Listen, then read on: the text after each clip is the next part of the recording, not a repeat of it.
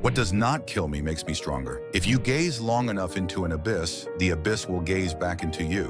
What if a philosopher's ideas could transcend centuries, challenging not only societal beliefs, but also delving deep into our inner selves? Today, we journey into the world of Friedrich Nietzsche, often known as the gazer into the abyss. Born in 19th century Prussia, Nietzsche boldly questioned the social norms of his time, sowing ideas that still resonate today. In this video, we'll explore Nietzsche's life, his intense works, and the personal struggles that shaped his radical thoughts. Together, we'll discover why Nietzsche's philosophy continues to resonate with us and inspire us on our own journey.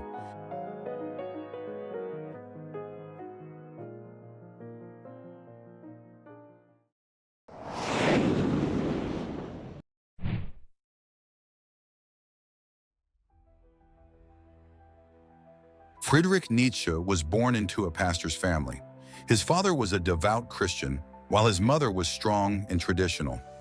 Nietzsche grew up in a deeply religious environment where he first encountered faith. However, his father passed away when Nietzsche was just 5 years old, a heavy blow that left a profound mark on the sensitive child. Raised under the strict guidance of his mother and grandmother, Nietzsche developed a sensitive and lonely soul. In Beyond Good and Evil, he wrote, "Family love is dangerous, for it often does not come from free choice, but from duty and responsibility. This love, though deep, can also become a heavy burden." This early experience of questioning belief laid the groundwork for his later philosophical exploration. As a child, Nietzsche showed impressive intelligence and linguistic talent, particularly in classical literature and philology. At 14, he attended the prestigious Forta School and excelled academically. His teachers praised his command of Greek and Latin literature, calling him a rare genius. At 18, he began studying classical philology at the University of Bonn, a significant foundation for his later philosophical thinking. By the age of 23, Nietzsche reached an academic peak. Without a doctoral degree, he was offered a professorship at the University of Basel, becoming the youngest professor of philology in Europe. This appointment drew attention, with many seeing him as a future pioneer in philology. Despite his academic success, Nietzsche felt unfulfilled by academia. He began to question traditional beliefs and moral systems. While at Bonn, he encountered the works of philosopher Arthur Schopenhauer, particularly the world as will and representation. Schopenhauer's idea that the world is driven by blind will deeply influenced Nietzsche, who realized that life's true driving force is not reason, but inner impulses and desires. This perspective encouraged Nietzsche to explore human nature, freedom, and morality, pushing him beyond philology and into philosophy. At 20, Nietzsche suffered a serious fall, which triggered lasting health issues, including migraines, declining vision, and digestive problems. These conditions plagued him for the rest of his life, isolating him socially and forcing him to live a quiet, withdrawn life. Yet this solitude and pain led him to deeper exploration of humanity and transcendence, propelling him toward a bold, solitary philosophical path.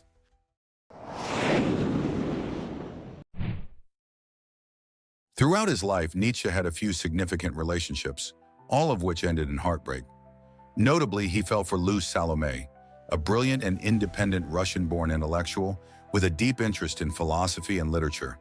Nietzsche proposed to her, but she declined, opting for a close friendship rather than a traditional romance.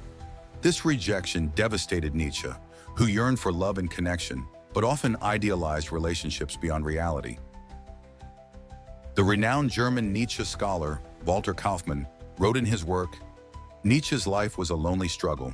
He deeply yearned for profound emotional connection, but was constantly surrounded by alienation and suffering." This relationship breakdown left Nietzsche in emotional despair and intensified his reflections on loneliness. He began to see the inability to find lasting relationships as an inevitable human tragedy, eventually forming his self-image as the gazer into the abyss. Another influential figure in Nietzsche's life was Richard Wagner, his musical idol and spiritual mentor. Wagner initially inspired Nietzsche, leading him to explore the connections between art and humanity. However, as Nietzsche's ideas on individual freedom and self-transcendence evolved, His views clashed with Wagner's, particularly as Wagner turned toward Christianity and nationalism, values Nietzsche saw as weaknesses. This growing ideological gap ended their friendship, leaving Nietzsche deeply disappointed and even more isolated. Nietzsche's emotional isolation extended to his family relationships. Raised by his mother and sister, he grew distant from them as his philosophical views diverged. His sister, Elizabeth, eventually married an anti-Semitic nationalist, embracing conservative views that clashed with Nietzsche's philosophy of individualism and free thought, further straining their bond. The resulting alienation was another source of pain in his life. For Nietzsche, chronic illness and broken relationships led him to recognize that loneliness and suffering are not only life's themes, but also central to his philosophy. He called himself a wanderer, choosing to remain outside the mainstream. He saw solitude as an inner journey that allowed him to develop his ideas on independent thought and self-transcendence.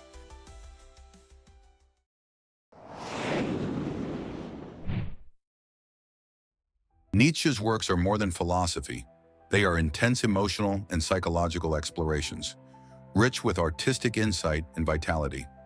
As we delve into them, we see Nietzsche challenging not only his readers, but also himself and the world around him. His works touch on the most unsettling questions about humanity, revealing a timeless force in philosophy. Let's explore some of his central works and the ideas they hold. In Thus Spoke Zarathustra, Nietzsche introduces the concept of the Übermensch, meaning Superman, as a profound exploration of the human spirit. The character Zarathustra represents Nietzsche's ultimate pursuit of self-overcoming, a symbol of a being that constantly transcends its own boundaries. For Nietzsche, the Übermensch was not a morally good person, but a figure of self-creation and self-achievement. It was about breaking away from tradition to live authentically and reach higher self-development. In this work, Nietzsche proclaims, "God is dead," a symbolic declaration of traditional values collapsing. The idea of the Übermensch encourages us to find our own way to live, free from conventional limits, and to courageously pursue self-transcendence. For today's viewers, it's a call to stand out from societal pressures and live uniquely. This theme of transcending limits echoes in The Birth of Tragedy, where Nietzsche explores two contrasting forces that shape human life: the Apollonian, embodying order and reason, and the Dionysian, representing chaos and passion. He believed that life's vitality emerges not from suppressing chaos, but by embracing it. As Nietzsche writes, "Only by facing suffering can we experience life's true beauty, as seen in the tragic blend of joy and sorrow." For Nietzsche, life's richness lies in its imperfections. By embracing pain and uncertainty, the Dionysian spirit inspires us to overcome the fear of failure and find meaning in the interplay of joy and sorrow. Nietzsche's challenge to conventional thinking continues in Beyond Good and Evil, where he dismantles traditional Western morality and advocates for a revaluation of all values. He saw moral systems as tools of control that suppress individuality, urging us instead to think independently. Nietzsche captures this revolutionary spirit, declaring, "We must go beyond good and evil. We must become creators of our own values, not mere followers of ideas given to us." This message resonates with anyone seeking freedom from societal constraints, inviting us to critically evaluate our beliefs and define our own values as a path to authentic living. Finally, in The Will to Power, Nietzsche turns his focus to humanity's deeper drive, not the pursuit of happiness, but the quest for growth and self-transcendence. For him, life's meaning is found in striving to overcome limitations and build inner strength. As he states, the fundamental will of life is not to seek happiness, but to seek growth, to rise beyond oneself. This idea of the will to power challenges us to see life's obstacles not as barriers, but as opportunities for transformation. It's a reminder that self-improvement is about discovering untapped strength and evolving through life's challenges, rather than avoiding them. Nietzsche's life was marked by pain, loneliness, and inner conflict, but it was these experiences that shaped his unique philosophy. His works not only expose the limits of traditional beliefs, but remind us that growth often comes from solitude and struggle. In our complex lives, we each may find ourselves searching for direction, facing internal conflicts and the weight of modern life.